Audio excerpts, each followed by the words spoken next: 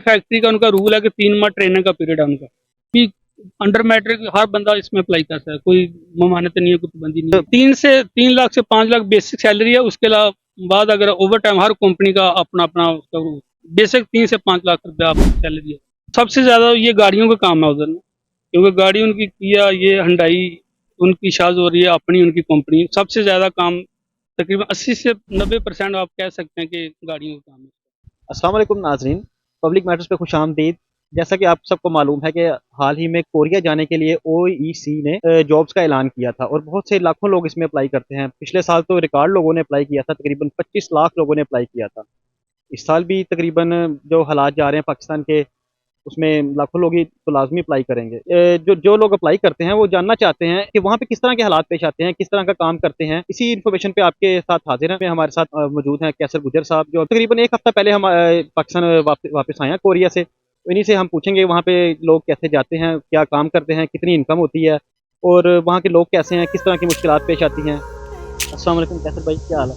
ठीक है, खुश आमदीद आपको। तो कैसर भाई, सबसे पहले तो हमें ये बताएं कि आप जब गए थे वहाँ पे किस तरीके से अप्लाई किया आपने? किसी के कहने पे, दोस्त यार कहने पे, या खुद ही अप्लाई किया, और क्या तरीका था? शुरू से बताएं। जी, बिस्मिल्लाहिर्रहमानिर्रहीम। इसकी प्री रजिस्ट्रेशन होती है कोरिया की, और ये अखबार पे भी इसकी वो लिंक दिया होता है उन्होंने। उसके बाद नेट पे तो आम अप्लाई होता है ये, जैसा कि अभी भी चाह रहा है, ये काफ़ी लड़के दोस्त कर रहे हैं। और मैंने 2011 में मैंने अप्लाई किया था और 2013 में मैं कोरिया गया था। मैं 2011 में टेस्ट दिया था इसका टोटल वो जो टेस्ट होता है 200 नंबर का टेस्ट होता है, उसमें से कम 80 नंबर से ऊपर लेने पड़ते हैं। उसके अलावा वो उनकी रिक्वायरमेंट के मुताबिक मेरिट बनता है इसका। अभी जो पिछले साल इसका मेरिट बना था वो 110 का बना था। हाँ, इनकी कोरियन लैंग्वेज का टेस्ट होता है। अभी हमारे पाकिस्तान में मुख्तलिफ शहरों में इसकी अकेडमी चल रही है। अभी लाहौर में भी अकेडमी चल रही है इसकी, हर शहर में तकरीबन मैक्सिमम अभी अकेडमी चल रही है। तो इसके पहले लैंग्वेज सीखनी पड़ती है, उसके बाद इसका वो टेस्ट होता है लैंग्वेज का। वो जिस टाइम हम अप्लाई करते हैं, इसका ऑनलाइन अप्लाई होता है इसका। तो अप्लाई के बाद इसका टेस्ट का अनाउंसमेंट कर दिया ओईसी का दायरा कर, और उस आपको पता चल जाता है कि मेरा किस तरीके को टेस्ट है, किस तरीके को टेस्ट होता है। और टेस्ट जब जाते हैं उधर, कंप्यूटर टेस्ट होता है। ये कंप्यूटर टेस्ट पे 200 नंबर का टोटल टेस्ट होता है। उसमें से 100 क्वेश्चन होता है रीडिंग का, 100 होता है लिसनिंग। उसमें से दोनों को मिला के आपने 80 नंबर से ऊपर लेने होते हैं। वो अब ये दायरे की रिक्वायरमेंट के मुताबिक जितने वैकेंसियाँ होती हैं उस हिसाब से वो मेरिट अपना। तो अभी चाह रहा है, अभी इंशाल्लाह देखें कितना मेरिट होता है इसका, कितना नहीं होता है। आपने जब अप्लाई किया था वहाँ पे जाने के बाद किस तरह का काम किया, वहाँ पे क्या करते रहे? मैं जब गया हूँ उधर, मैं ये फर्नीचर का काम किया था उधर। तो उधर जाके मैंने 7 माह एक कंपनी में काम किया। उसके बाद मैंने कंपनी चेंज की थी। तो आपके पास चांस होते हैं। तो अभी जो ये नए लड़के जा रहे हैं, अभी उनको कोरियन गवर्नमेंट ने इसका वो रूल बना दिया कि आप जिस सूबे में जाएंगे वो उसी सूबे में काम करेंगे, सूबा चेंज नहीं कर सकते। पहले ये होता था कि आप अगर मिसाल के तौर पे पंजाब में गए, आप सिंध जाके काम कर सकते। अभी अगर पंजाब गए तो पंजाब में ही काम करना है, मतलब कि सूबे वाइज काम कर, सूबा नहीं चेंज कर सकते। तो मैंने 7 माह के बाद कंपनी चेंज की थी। उसके बाद मैं अल्हम्दुलिल्लाह 8 साल उसी कंपनी में जो चेंज किया, 8 साल हो गए मुझे उसी कंपनी में काम करते हुए। आपने तो जैसे बताया कि फर्नीचर का काम करते रहे आप, फर्नीचर के अलावा और क्या क्या काम करते हैं वहाँ पे जो लोग जाते हैं? और उसके मुख्तलिफ काम है। सबसे ज़्यादा ये गाड़ियों का काम है उधर में, क्योंकि गाड़ी उनकी किया, ये हंडाई उनकी शाज हो रही है, अपनी उनकी कंपनी। सबसे ज़्यादा काम तकरीबन 80 से 90% आप कह सकते हैं कि गाड़ियों का काम है। तो गाड़ियों में मुख्तलिफ पार्ट्स हैं। किसी में वो इंजन का छोटे छोटे पीस बंद है, किसी के बाहर वाले पार्ट बंद हैं, किसी की सीटें बनती हैं, किसी की वो बोनट बनते हैं, किसी की डिग्गी का, मतलब मुख्तलिफ काम होते हैं। उसके बाद फर्नीचर का होता है, कंस्ट्रक्शन का काम भी है। अभी उन्होंने ये अभी जो रजिस्ट्रेशन चल रही है, इसमें इन्होंने वो 2 कैटेगरियाँ ऐड की हैं मुख्तलिफ, एक ज़राइत की और दूसरा कंस्ट्रक्शन की। ये कैटेगरियाँ तो ऐड की हैं इन्होंने, ये पहले नहीं था लेकिन अभी इन्होंने ऐड किया है। ज़राइत में भी अभी उधर वैसे दूसरी कंट्री के लोग कर रहे हैं काम, हमारी कंट्री के पहली दफ़ा ये इन्होंने किया है। और उसमें सबसे बड़ी बात ये है कि ये ज़राइत और ये कंस्ट्रक्शन का मेरिट इसमें नहीं है। इसमें 200 में से आपको 80 नंबर लेने हैं। जब आप गए हैं वहाँ पे, कोई ये काम सीख के गए हैं या वहाँ जाके सीखा? नहीं, उधर काम कोई नहीं सीखा हमने। उधर जो जाते हैं वो उधर काम सिखा देते हैं पहले। 3 माह उनका, हर फैक्ट्री का उनका रूल है कि 3 माह ट्रेनिंग का पीरियड है उनका। जो वर्कर जाता है, जो जिसी भी, अगर फॉर एग्जांपल मैं गाड़ी में गया हूँ, कोई फर्नीचर में जा रहा है, कोई किसी शोबे में जा रहा है, कोई कंस्ट्रक्शन में जा रहा है, उसका 3 माह का ट्रेनिंग पीरियड है। वो उन्होंने बंदे डिटेल किए होते 3 माह में काम सिखाने के। 3 माह में अगर आपसे कोई अल्लाह ना करे कोई ऐसा भारी नुकसान हो जाता, वो आपको कोई उसका फाइन नहीं आता। 3 माह के बाद अगर आप कोई जानबूझ के कोई नुकसान करते हैं, वो उसको आपको फाइन देना पड़ता है।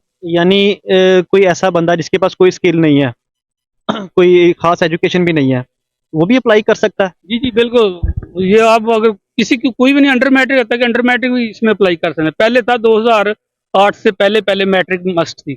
अभी अंडर मैट्रिक हर बंदा इसमें अप्लाई कर सकता है, कोई ममानत नहीं है, कोई पाबंदी नहीं है इसमें। पर्सनल सा सवाल है कि मतलब कितनी की इनकम हो जाती है, मतलब किसी जिसके पास कोई स्किल नहीं है वो वहां पे जाता है कि कितने पैसे कमा लेता है? इनकम 3 लाख से 5 लाख बेसिक सैलरी है। उसके अलावा बाद अगर ओवर टाइम, हर कंपनी का अपना अपना उसका बेसिक 3 से 5 लाख रुपया आपकी सैलरी है बेसिक। तो ओवर टाइम अगर चाहे गाड़ियों का काम हो चाहे रात कोई का भी काम हो, वो आपका जैसे कॉन्ट्रैक्ट साइन होके जाना आपका। वो अभी कोरियन 20 लाख 60 हजार वन बेसिक सैलरी है, जबकि पाकिस्तानी को बनते हैं मेरे ख्याल में अभी 4 से बहुत बने। वह अगर आप कैलकुलेशन दें तो वो से ज़्यादा ही बनते हैं, 4 से 5 के दरमियान बेसिक सैलरी बनती है। ओवर टाइम आ गया, हर कंपनी का अपना अपना हिसाब है, किसी में ओवर टाइम ज़्यादा है, किसी में कम है। वो आ गया आप कंपनी ओनर की मर्जी है। अच्छा, और वहाँ पे मतलब नेशनैलिटी मिलती है, ये फैमिली को आप बुला सकते हैं या नहीं बुला सकते? अगर बुला सकते हैं तो कितने साल बाद बुला सकते हैं, ऐसी कोई इन्फॉर्मेशन? जी नेशनैलिटी देती है कोरियन गवर्नमेंट, लेकिन अभी उन्होंने ना एक नेशनैलिटी से पहले, पासपोर्ट से पहले उन्होंने एक और वीज़ा लॉन्च किया है, जो कि अल्हम्दुलिल्लाह मैंने वो लिया अभी। वो E74 वीज़ा, उसकी कैटेगरी, उस पर आप अपनी फैमिली लेके जा सकते हो, अपने आपके वालिदैन लेके जा सकते हो उस पर। वो उधर जाके आपको लैंग्वेज के टेस्ट देने पड़ते हैं। वो उसमें टेस्ट पास करने तो उस लेवल होते हैं, 0 से 5 लेवल होते हैं। वो कोरियन गवर्नमेंट अभी जो फिलहाल उन्होंने 2024 का कोटा चल रहा है, उसमें उन्होंने 2 लेवल मस्ट किए हुए हैं। तो उसमें आपकी पॉइंट होते हैं सैलरी के, पॉइंट बेस पे वीज़ा गवर्नमेंट देती है उनकी। और अगर आप फर्स्ट टाइम कोरिया गए हैं तो आपको 4 साल से ऊपर टाइम होना चाहिए, तब आपको कोरियन गवर्नमेंट वो वीज़ा देती है। तो अगर E74 आपको वीज़ा मिल जाता है, उसके बाद आप उसकी वीज़े की कैटेगरी है F2R है, उसके अलावा F29 है। तो ये अगर कैटेगरी में आप वीज़ा चेंज करते हैं, उसके बाद आप F25 पे जाते हैं। F5 पे जाकर फिर पासपोर्ट मिलता है, लेकिन मतलब कि वो थोड़ा लॉन्ग टाइम लगता है। मेरे ख्याल में कमोबेश 5 से 10 साल का ये पीरियड है टोटल नेशनैलिटी का। तो अगर आप नेशनैलिटी नहीं लेते तो आप ये जो मैंने वीज़ा लिया हुआ है, इस पे आप लॉन्ग टाइम काम कर सकते हैं कोरिया में, और इस पे फैमिली भी आप लेके जा सकते हैं इजीली। 4 से 5 लाख तो बंदा कमा लेता है वहाँ पे। तो ये इतनी इनकम के बाद वहाँ पे क्या खर्चे होते हैं, कितना खर्च हो जाता है वहाँ पे, और घर में क्या भेजते हैं, कितनी बचत हो जाती है, इसके बारे में? हाँ, ये क्वेश्चन वैसे आपने अच्छा किया, क्योंकि उधर कमाते सब हैं, बचाते कम लोग ही हैं। क्योंकि उधर जो हमारा, अगर पाकिस्तान के हिसाब से खर्चा देखें तो मेरे ख्याल से 2.5 से 3 लाख रुपया खर्चा आता है उधर, अगर पाकिस्तान के लिहाज से आप देखें तो। उसमें घर का रेंट होता है, बिल होते हैं, लेकिन मैक्सिमम कंपनियां तो 50% कंपनियों ने रिहाइश दी हुई है। तो मेरी कंपनी तो रिहाइश नहीं दी हुई, मैं तो खैर बाहर रह रहा हूँ। तो उसके अलावा ये घर घर का जो खर्चा होता है, फूड का, खाने पीने का, तो घर के किराए शराए, बिल, बिजली, ये टोटल मिलाकर आपका पाकिस्तानी 2.5 से 3 लाख रुपया खर्चा हो जाता है। हाँ, वहाँ पे जो अक्सर हम देखते हैं यूरोप में जो लड़के जाते हैं डंकी लगा के किसी भी तरह नेशनैलिटी के लिए, वहाँ के जो आसान तरीका यही है कि वहाँ के कोई लड़की से शादी कर लेते हैं और उनके कागजात बन जाते हैं। तो कोरिया में भी ऐसा कोई है कि कोई लड़की से किसी ने, आपने कोई देखा हो किसी ने शादी की हो वहाँ पे कोरियन से? जी जी हाँ, वो पहले ऐसे ही था, लेकिन पहले लोग ऐसे करते थे, कोई ज़्यादा उम्र की लड़की से शादी कर लेते थे, तो वो अपना 5-10 साल अपना टाइम गुजारा, उसके बाद आप वापस आके उसको उधर ही छोड़ आया। अगर उसमें कोई बच्चा आया तो बच्चे भी उधर ही छोड़ दिए, पाकिस्तान को बदनाम कर दिया उसमें। तो अभी उन्होंने कोरियन, ये जो पिछली हुकूमत आई थी, उन्होंने ये रूल चेंज कर दिया था। उन्होंने अभी ये नया रूल किया कि लड़के और लड़की की एज में सिर्फ 2 साल का एज का डिफरेंट होना चाहिए। तो अभी अगर 2 साल की एज की लड़की करती है तो वो मेरे ख्याल वो छोड़ते नहीं है, वो उसको अपनी लाइफ टाइम एंजॉय करते हैं उसमें। अच्छा, वहाँ के जो लोग हैं वहाँ के रहन सहन या वहाँ के कवानीन जो हैं उनके बारे में कुछ बताएं हमें, वो कैसे हैं? उनका, लोगों का रहन सहन का निज़ाम बहुत अच्छा है, कवानीन उनके बहुत सख्त हैं, और वो लोग कानून को फॉलो करते हैं। वो उसमें अगर आप समझ लें, नॉर्मल लोग हैं कि हाई स्टैंडर्ड के लोग समझ लें, वो सब लोग कानून को फॉलो करते हैं, चाहे वो मुल्क का सदर क्यों ना हो, और प्राइम मिनिस्टर क्यों ना, जो भी हो, कानून को फॉलो करते हैं। कानून उनके बहुत सख्त है। कभी कोई आपको जुर्माना हुआ हो किसी तरीके का वहाँ पे, कोई ऐसा कुछ? जी मुझे सिर्फ और सिर्फ जुर्माना हुआ कि मैं वो गाड़ी में से लगी थी उधर, उसी का जुर्माना हुआ, उसके अलावा तो अल्हम्दुलिल्लाह अभी तक ठीक ही। कोई ऐसी कोई पाबंदी तो नहीं है कि इतने साल बाद आप वापस नहीं आ सकते, इतने साल से पहले आप वापस नहीं आ सकते, ऐसी कोई पाबंदी है तो बताएं। नहीं, इसमें पाबंदी कोई नहीं है, लेकिन उसमें कंपनी ओनर को आपने रजामंद करना होता है। अगर कंपनी ओनर चाहे तो आपको 1 माह के बाद भेज दे, अगर चाहे वो कंपनी ओनर चाहे कि 5 साल नहीं भेजना, वो उसकी रजामंदी है। अगर आप उसकी रजामंदी नहीं है, आप चाहते हैं कि मैं 6 माह के बाद वापस आना है, तो अगर कंपनी ओनर नहीं इस चीज़ को एग्री करता तो फिर वो आपकी फैक्स मार देता, मतलब कि आपकी फैक्स लेबर कोड को कर देता कि ये बंदा मेरे कॉन्ट्रैक्ट से फारिग है। तो वो उसके आपके 5 चांस होते हैं, जैसा कि मैंने पहले ही बता दिया कि बंदे टोटल 5 चांस होते हैं। अगर आप वो 5 चांस मिस कर देते हैं, फिर आप इनलीगल सफर होते हैं। तो छुट्टी आने के लिए कंपनी ओनर की रजामंदी इसमें मस्ट है। अच्छा, ये जॉब के लिए आप जाते हैं वहाँ पे, और वहाँ पहुँचने के बाद कोई ऐसा कोई बंदा आपने देखा हो कि जिसने कोई अपना कोई बिजनेस कर लिया हो, या अपना कोई काम ज़ाती करना चाह रहा हो, कोई अपना कारोबार करना चाह रहा हो, कोई ऐसा कोई इजाज़त है वहाँ पे? जी, जी, ऐसा बिल्कुल इजाज़त है। काफ़ी ये मेरे दोस्तों ने काफ़ी ऐसे किया है, रेस्टोरेंट बनाए हुए हैं उधर, लाल फूड का काम किया हुआ है, ये गाड़ियों का काम किया हुआ उन्होंने, पोर्ट एक्सपोर्ट का काम किया उन्होंने, स्क्रैप का काम किया हुआ है। काफ़ी लड़के ऐसे कर सकते हैं, आप बिल्कुल कर सकते हैं। ये जिस वीज़े पे आप जाते हैं, E9 वीज़े पे जाते हैं, उधर जाके आपको D8 वीज़ा चेंज कराना पड़ता है।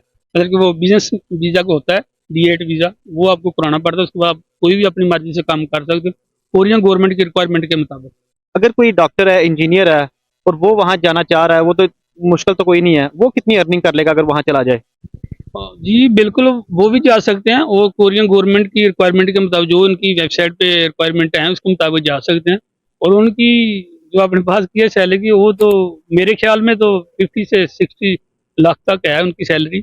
बाकी वो जा सकते हैं उनमें, बिल्कुल। हमारे दोस्त काफ़ी उधर है भी हैं। मेरे साथ एक लड़का है, वो लेक्चरार है, वो सैलरी ले रहा है माशाल्लाह। तो काफ़ी लड़के, हमारा एक दूर से कज़न ही लगता है तकरीबन, वो भी गया हुआ इंजीनियर है माशाल्लाह उधर, वो काम कर रहे हैं और उनकी सैलरी भी अच्छी है। तो वो उनकी वेबसाइट पे, उसका मुझे इल्म नहीं है, लेकिन उनकी वेबसाइट पे उन्होंने सारा दिया हुआ है, उनकी एम्बेसी में भी उनकी रिक्वायरमेंट जो भी हो, वो जाते हैं और लड़के जा भी रहे हैं ऐसे।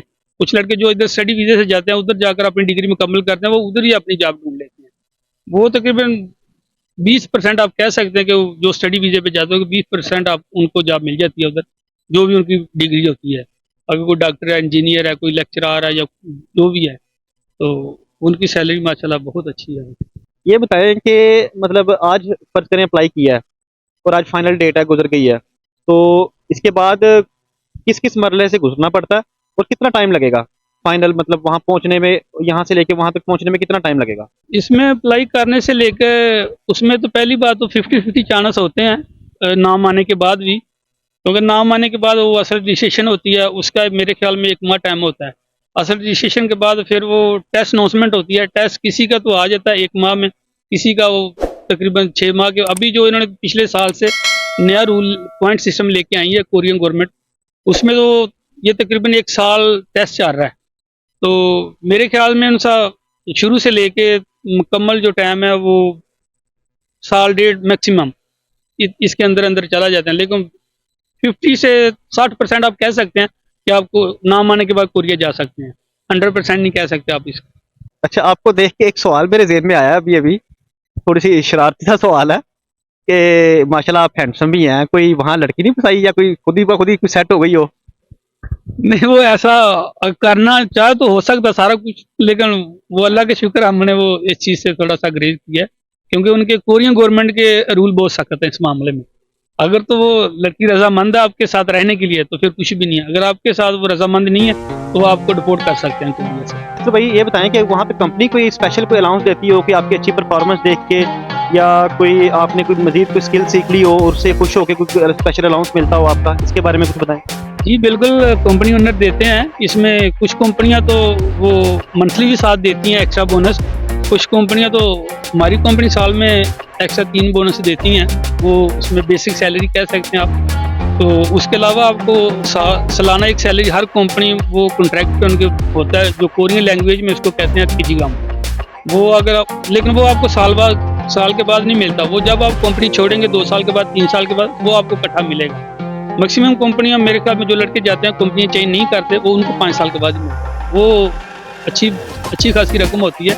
और अगर 5 साल का आप इकट्ठा लें, तो मेरे ख्याल में पाकिस्तानी 15-20 लाख रुपया होता है उसका।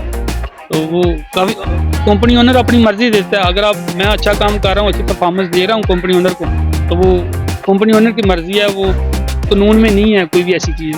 वो कंपनी ओनर अपनी तरफ से देता है, काफ़ी मैक्सिमम 70 से 80% मालिक देते हैं एक्स्ट्रा बोनस।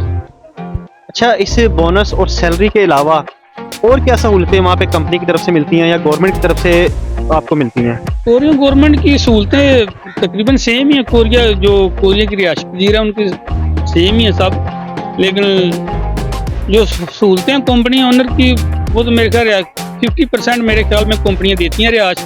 उसके अलावा खाने का फूड मनी जिसको कहते हैं, फूड मनी का खर्चा तो कुछ। हाँ, मेडिकल वो इंश्योरेंस होती है हमारी, मेडिकल इंश्योरेंस की वो इंश्योरेंस कंपनी देती है। जितना मेडिकल आप कराओगे जो होगा वो इंश्योरेंस। जब हम कोरिया से इंटर होते हैं सबसे पहले वो मेडिकल करवाकर, उसके बाद दूसरा काम कोरिया में इंटर होते ही सब पहले इंश्योरेंस का होता है। वो इंश्योरेंस पे ही सारा काम चलता है। अगर आपकी इंश्योरेंस नहीं है तो आपको भारी रकम से अपना इलाज कराना पड़ता है। इलाज उधर मेडिकल पाकिस्तान से आप कह लें 10 गुना ज़्यादा महंगा है। जी, तो नाज़रीन, आपने देखा कि कोरिया जाने के ख्वाहिशमंद जितने भी लोग हैं, कोई मतलब घाटे का सौदा नहीं है, बहुत मुनाफा है यहाँ पे, बहुत अच्छी सैलरी है, हर तरह की सहूलत भी है। तो जितने लोग हो सकते हैं अप्लाई करें। इसके अलावा आपके जहन में कोई सवाल है तो हमें कमेंट में ज़रूर बताइएगा, और चैनल को लाइक, सब्सक्राइब और शेयर ज़रूर करें दोस्तों के साथ, ताकि ये मुफीद इन्फॉर्मेशन जो है ज़्यादा से ज़्यादा लोगों तक फैल सके। बहुत शुक्रिया।